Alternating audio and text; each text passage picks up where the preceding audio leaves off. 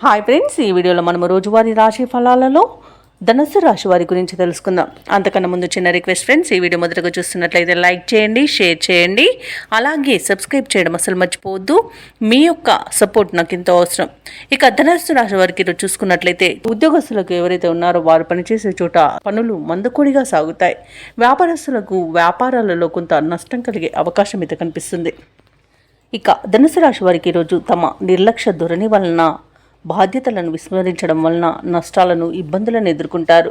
ఇక అనేక రకాలుగా అవమానాలను ఎదుర్కోవాల్సి వస్తుంది.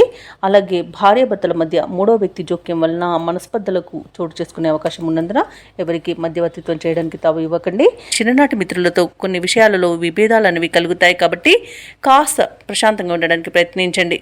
అలాగే తల్లిదండ్రుల ఆరోగ్య విషయంలో కూడా అప్రమత్తంగా వ్యవహరించాల్సిన అవసరం ఉంది. ఔషధ సేవనం చేయించండి. తగ్గకపోతే వైద్య సంప్రదింపులు చేయడం మీకు ఎంతో మేలు చేస్తుంది. ఇక చేపట్టిన పనులు జాప్యం జరిగినా నిదానంగా కాస్త ఈరోజు పూర్తి చేయగలుగుతారు. అలాగే ఈరోజు నూతన గృహము మరియు వాహనాలను కొనుగోలు చేయాలని ఎవరైతే ప్రయత్నాలు చేస్తున్నారో ఆ ప్రయత్నాలన్నీ కూడా వాయిదా పడతాయి. ఎందుకంటే అడుగడుగున ఆటంకాలే గోచరిస్తున్నవి.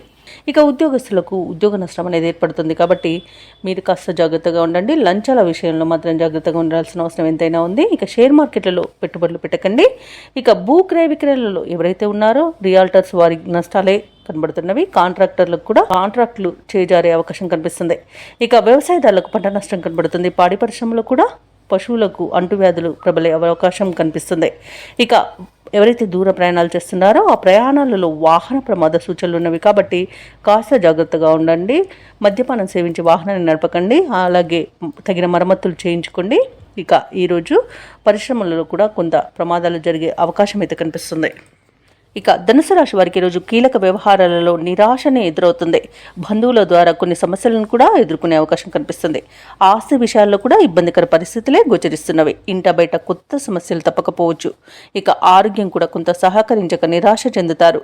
వ్యాపార వాణిజ్యవేత్తలు ఎవరైతే ఉన్నారో వారి యొక్క వ్యాపారాలలో చిక్కులు తప్పవు. ప్రభుత్వ ఉద్యోగస్తులు ఎవరైతే ఉన్నారో వారి కొత్త బాధ్యతలతో అవస్థలు పడతారు.